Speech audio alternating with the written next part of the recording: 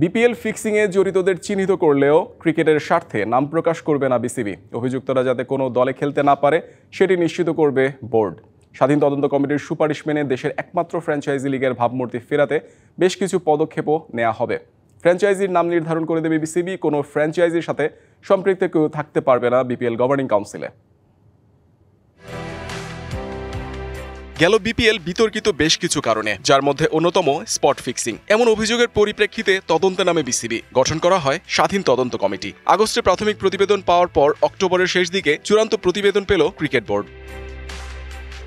900 পৃষ্ঠার তদন্ত প্রতিবেদনে অভিযুক্তদের নাম যদিও গোপনই রেখেছে বিসিবি। অনেকটা নীরব নিষেধাজ্ঞা পাবেন জড়িতরা। খেলতে পারবেন না আসন্ন বিপিএল এর কোনো দলে। এমনকি বিপিএল এর ভাবমূর্তি ফেরাতে বেশ কিছু দিক নির্দেশনাও দিয়েছে স্বাধীন তদন্ত কমিটি। এদিকে ফ্র্যাঞ্চাইজির নামকরণের অধিকার নিজের কাছে রাখলো বোর্ড। আমাদেরকে যখন সেপ্টেম্বরের মাঝামাঝি প্রথম যে রিপোর্টটা দিয়েছিল উইথ ফিউ সাসপেক্টেড নেমস, এবং সেইটা অনুযায়ী আমরা তাদের সাথে ইন্টারভিউ বা কাজগুলো শুরু করে দিয়েছি। আমাদের যে আইসিসি বিসিবি যে অ্যান্টি কারাপশন ইউনিট তারা কাজ শুরু করে দিয়েছে। ইভেনচুয়ালি সে যখন খেলতে পারবে না, আপনারা বুঝবেন, সবাই বুঝবে।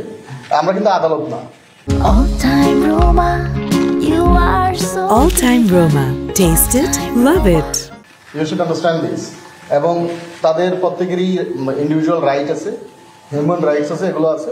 সো একটা পার্টিকুলার খেলা নিয়ে সে যদি কোনো কিছু করে থাকে এবং চার্জ যদি ফ্রেম হয়, সেক্ষেত্রে ওই ইন্ডিভিজুয়ালকে খেলা থেকে দূরে রাখা হবে। নিয়মে ভিন্নতা আসছে আসন্ন বিপিএল এ। গভর্নিং কাউন্সিলের কোনো সদস্য যুক্ত থাকতে পারবেন না দলগুলোর সাথে।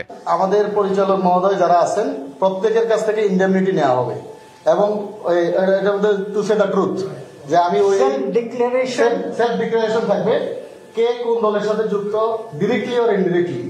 সেটা যদি আমাদের গভর্নিং কাউন্সিলের কেউ থাকে, he have to resign from this, he has to resign from the governing council. দ্বাদশ বিপিএল এ থাকতে পারে 5 থেকে 6টি দল। আগ্রহী প্রতিষ্ঠানগুলোর সাক্ষাৎকার নিয়ে শিগগিরই ফ্র্যাঞ্চাইজি চূড়ান্ত করবে বিসিবি। 30 তারিখে আমরা তাদেরকে ইন্ডিভিজুয়াল ইন্টারভিউ করার জন্য আমরা ডাকবো। Mohammad Nazim, DBC news, Dhaka.